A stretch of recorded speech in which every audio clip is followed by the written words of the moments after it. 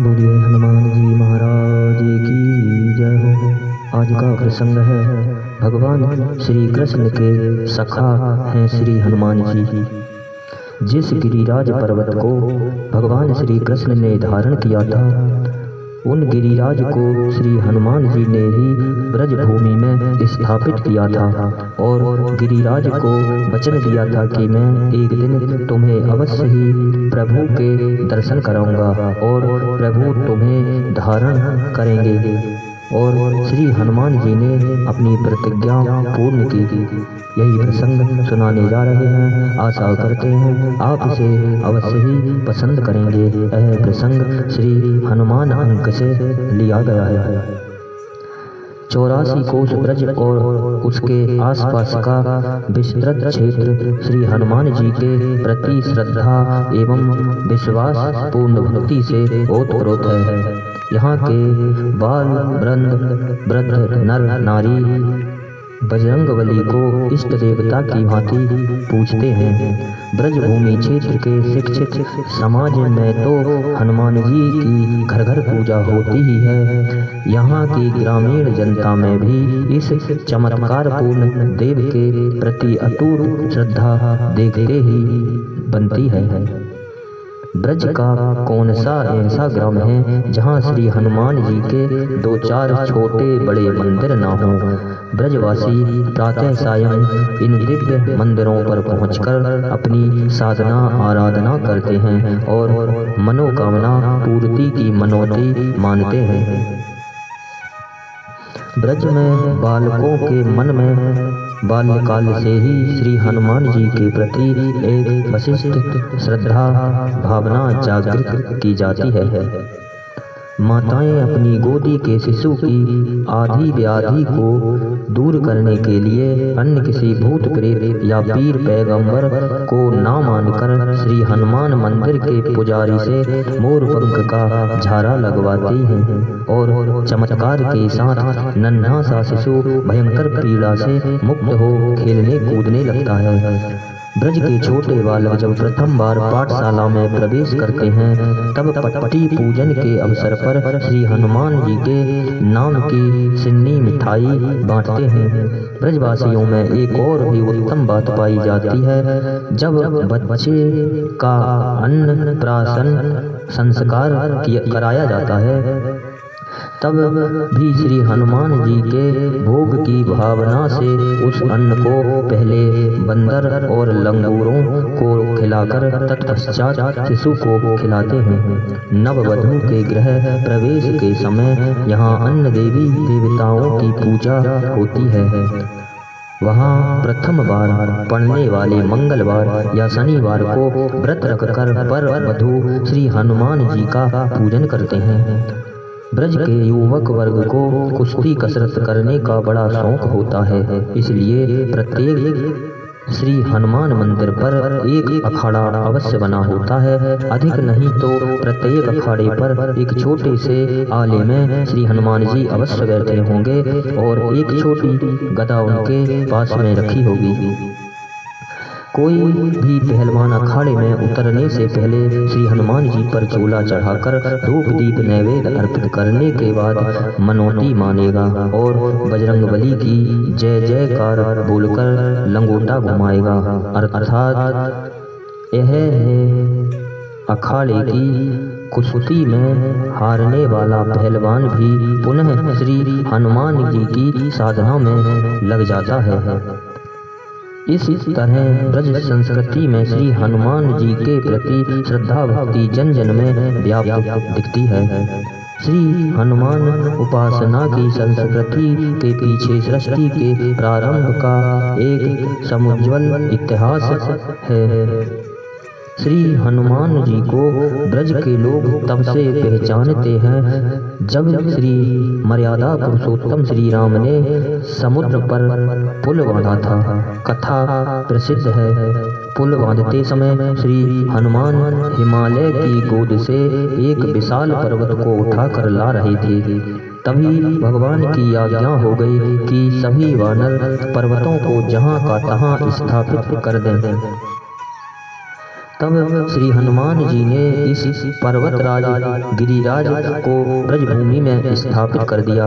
गिरिराज अत्यंत दुखी होकर कहने लगे कि हे पवनपुत्र, तुमने तो मुझे कहीं का भी नहीं रहने दिया।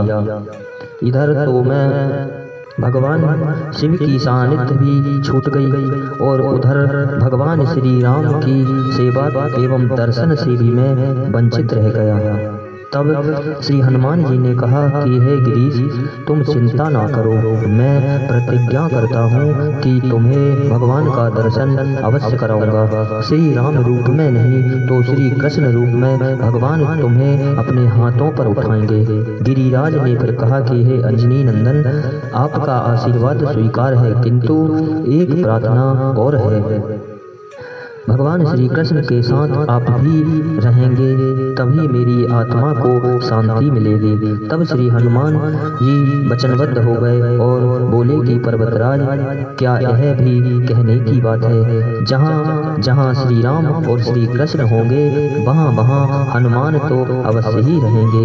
मैं तुम्हारी कंदराओं में श्री कृष्ण की लीलाओं का दर्शन करूँगा। ऐसा प्रतीत होता है कि श्री हनुमान जी के ऋण से मुक्त होने के लिए ही भगवान श्री राम ने श्री कृष्ण अवतार में श्री हनुमान को सखा बना लिया था, क्योंकि श्री राम रूप में तो वे इतना ही कहकर चुप हो गए थे। मानस में लिखा है, सुन कपितो ही समान उपकारी, नहीं को सुर नर मुनि तनुधारी। प्रति उपकार करो का तोरा, सन्मुख होई ना सकत मन मोरा। सुन सुत तोहे ऊरन में नाही, देखे हूँ कर विचार मन माही। तो श्री कृष्ण अवतार में वानर ही उनके सच्चे सखा थे। खान पान और क्रीड़ा कौतुक में श्री हनुमान की मंडली सदा उनके साथ बनी रहती थी। ब्रजवासियों के कथन गाँव में कहा जाता है कि श्री गिरिराज की 7 कोस की परिक्रमा में 10 स्थानों पर श्री हनुमान जी विराजमान हो गए थे, इसीलिए कि जिस किसी दिशा से भगवान श्री कृष्ण पधारेंगे श्री हनुमान जी उन्हें गिरिराज पर ले आएंगे। आज भी गिरिराज के चारों ओर 10 चमत्कार पूर्ण हनुमान विग्रह विराजमान है। वानरों की सेना तो पूरे पर्वतराज को घेरे ही रहती है। श्री कृष्ण की बाल क्रीड़ा और माखन चोरी में ये श्री हनुमान सखा ही साथ देते हैं। ब्रज में ऐसे अनेक आख्यान प्रचलित हैं जिनमें श्री कृष्ण और श्री हनुमान का परस्पर प्रगाढ़ प्रेम प्रकट होता है। ब्रज में दीपावली का महोत्सव सुप्रसिद्ध है। उस दिन ब्रज के घर घर में गौ के गोबर का गोवर्धन बनाकर उसकी पूजा होती है।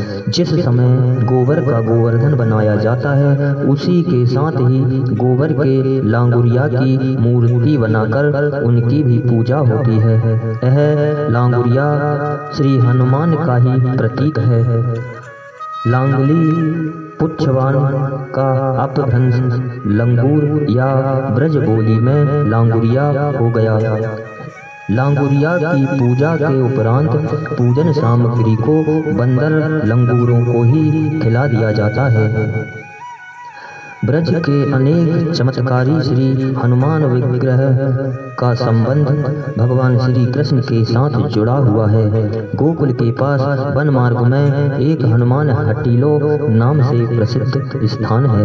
यहाँ की प्राचीन श्री हनुमान मूर्ति के संबंध में ख्याति है कि जब श्री यशोदा मैया लाला को प्राय माखन मिश्री खिलाती थी तब एक वानर हठपूर्वक भगवान श्री कृष्ण के पास बैठकर उनके मुख से गिरे शीत कणों को उठा उठा कर खाता था।